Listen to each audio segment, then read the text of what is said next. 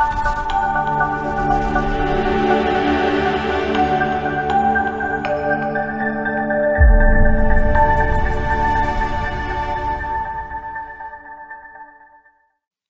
and welcome to this Cube2Cube tutorial, where we're going to look at adjusting projects to accommodate varying surface material thickness, a crucial skill for earthworks estimators. This can be a problem because many site plans that you're given to calculate earthworks have proposed elevations marked at finished level, but as an estimator you may want to calculate to the subgrade, also known as the formation level. The theory is quite simple. You need to adjust different areas of the model to accommodate for different thicknesses of material buildup. In this cross-section, notice the need for greater adjustments in one area compared to another due to the disparity in material thickness between the subgrade, or formation level, here, and the finished level at the top here.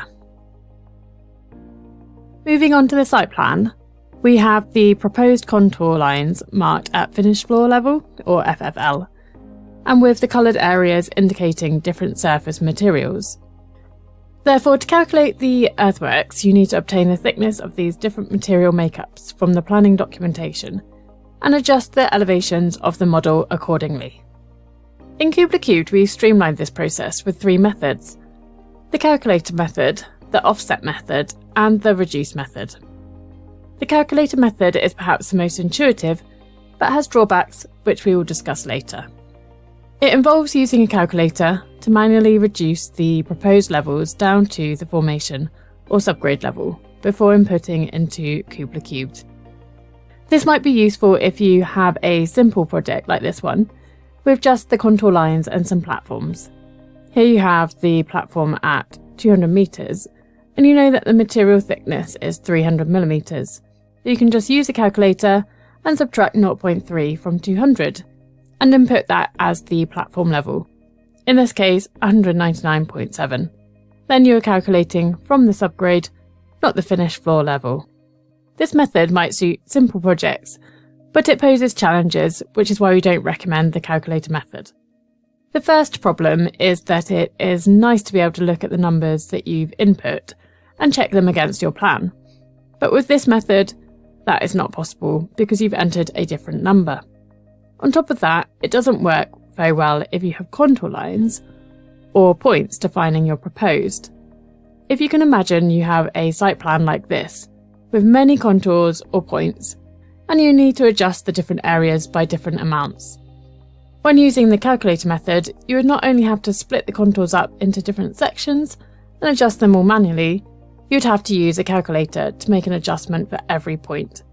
As I'm sure you can see, it would be easy to make a mistake, and on top of that, often the surface build-up will change during the project lifecycle.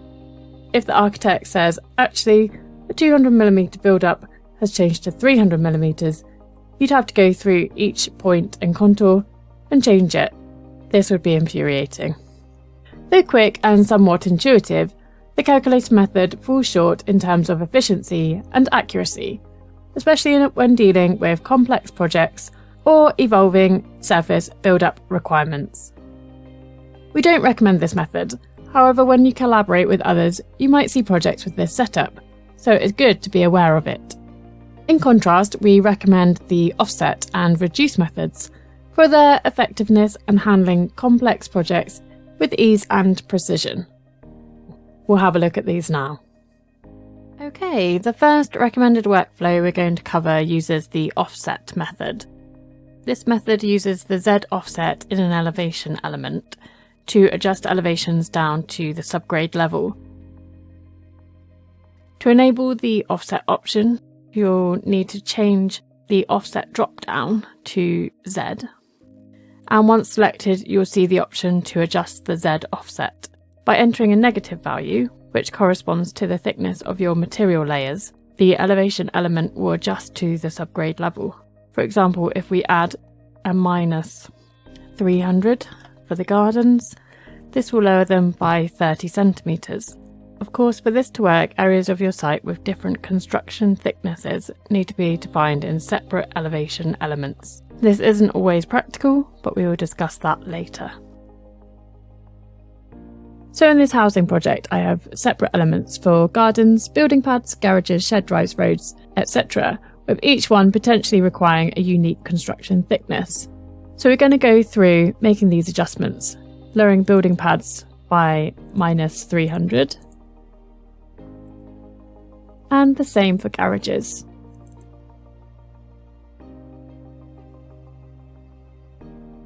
However, for shed drives, I'm going to have the offset of -200, while the roads have a more substantial adjustment of 400mm. Moving on, let's have a look at the cricket pavilion. So you can see that the cricket pavilion area has been defined using two platforms, one for the paving and one for the building. For a more in-depth understanding of the dynamics at play here, I recommend watching the videos on calculation order and construction phases. In essence though, when two earthworks elements overlap in the same phase, the lower one in the calculation order takes precedence, effectively overwriting the higher one in the list. So in this example, the pavilion paving is one platform, and we can see this outlined. However, a distinct section has been overwritten to represent the pavilion building. They both have the same finish level of 170.3, and we can see in the 3D view they appear as one unified single level area. The reason I've done this is because I want to show you what happens when you adjust them by different amounts to account for this upgrade. So using this method of overwriting different sections with different earthworks elements, you can create quick, complex designs with different construction thicknesses. So in this example, I'm going to drop the paving down by 350mm.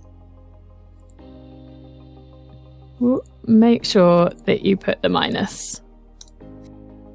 You can turn this flashing off by clicking the right button on your mouse.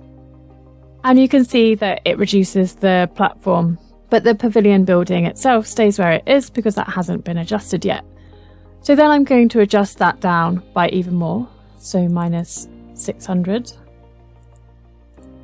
And you should see that that will reduce lower than the rest of the pavilion area.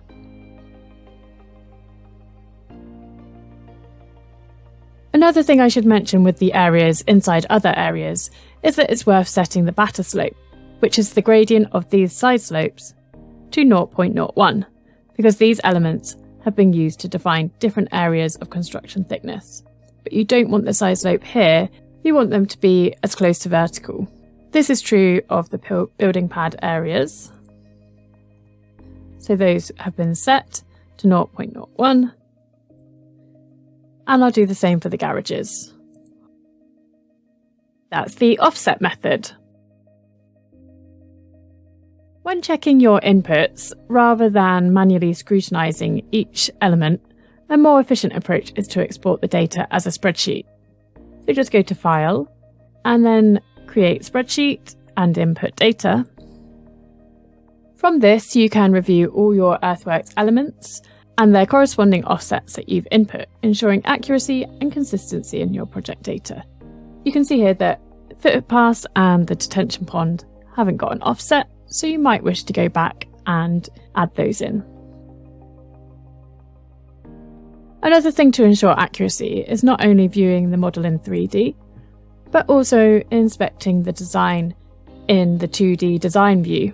By hovering the mouse over the different areas, you can see the cursor shows the ground and the proposed levels, and you can cross-reference those values to confirm that the levels are what you want for your subgrade.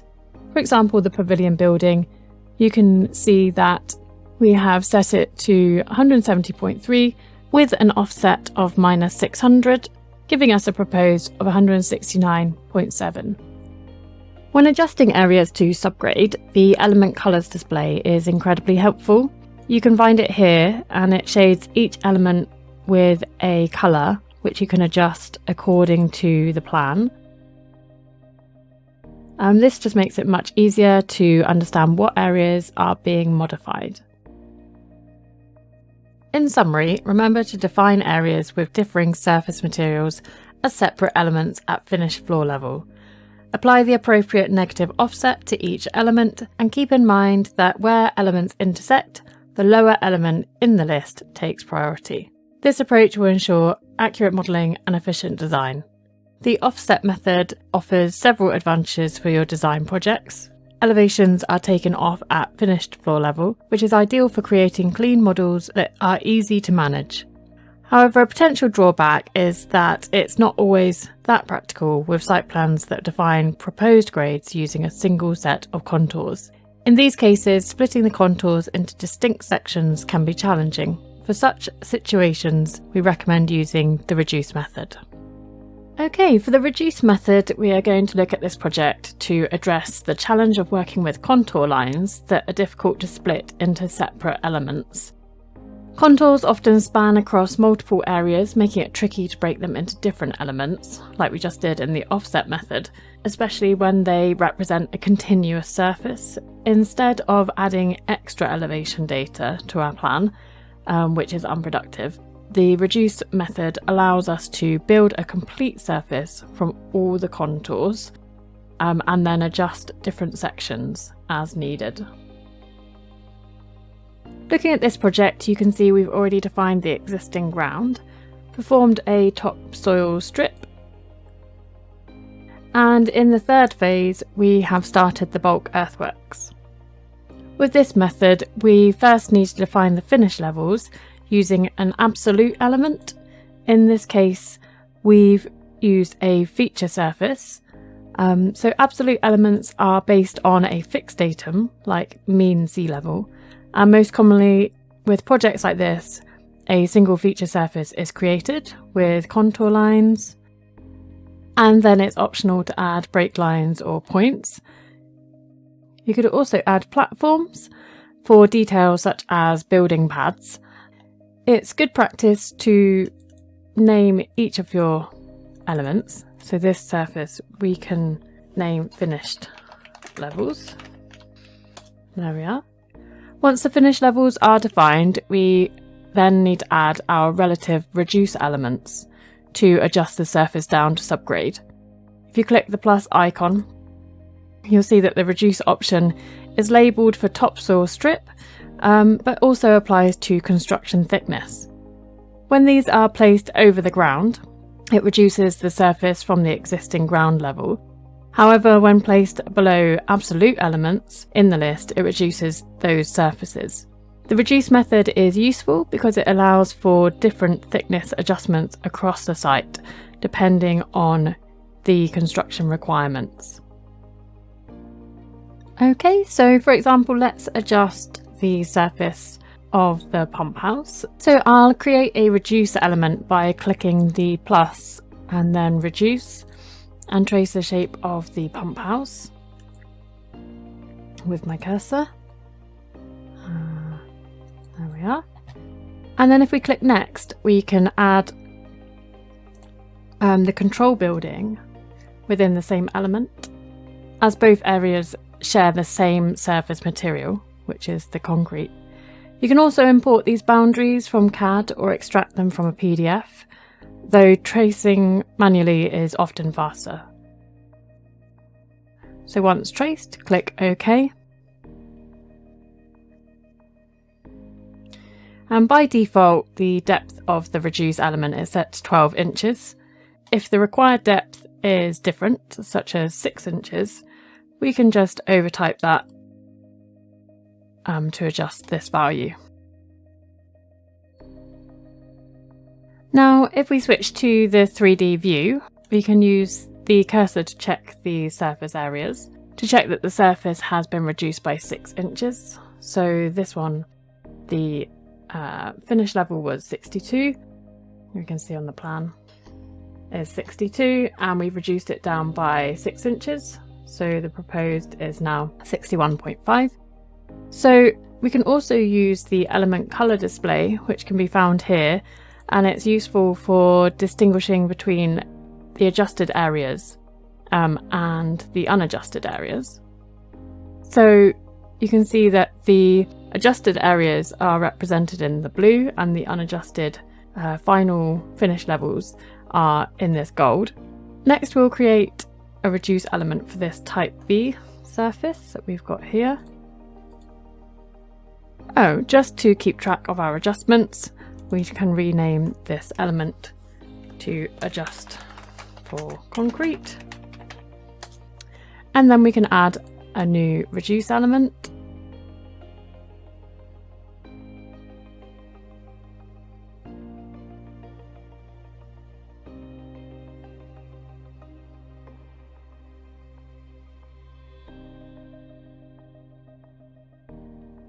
And there we are.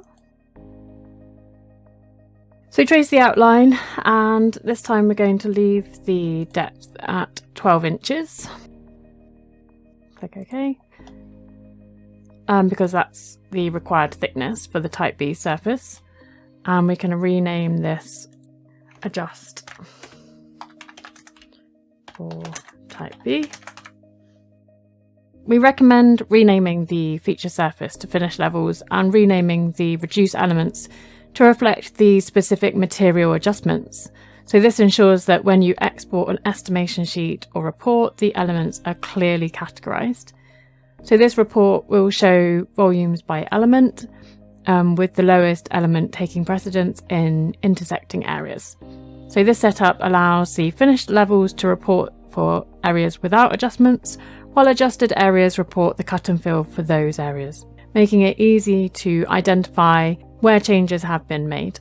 If you go to the section on material thickness in this video, you can find out more information. So when defining the side batters for these adjustments, it's recommended to use a value of 0.01, and this just gives more stability and robustness for your models, rather than making them with vertical side batters. Okay, so this model you have probably noticed isn't quite correct, because where you are hoping to see the blue control building concrete adjust of 6 inches here, it's not showing, and we only have this type B area in the purple. When reduce elements overlap, their order in the list determines which one takes precedence, which can be used to your advantage, which I'll demonstrate now. So for example, if this type B surface overlaps the control building, switching the element order will ensure the concrete adjustment takes priority. So this can be a real time saver when you're working on your projects, as you don't need to create a punch out for any overlapping areas. And the element colour display is a great way to verify which areas are being adjusted and which are not. So this concept is a bit complicated, and for beginners, avoiding intersecting elements is sometimes a good idea, but learning how the elements interact with each other is very valuable as you gain more experience. Okay, so always use the cursor to double check the adjustments. So you can see that we have the name of the element on the cursor with the ground level and the proposed level and the cut, so we can check those. It's also a good idea to add a cross section through the measurements menu to ensure the proposed elevations match your expectations.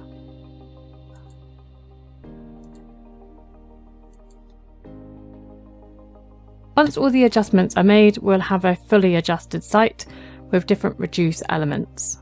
So I'll just complete that now.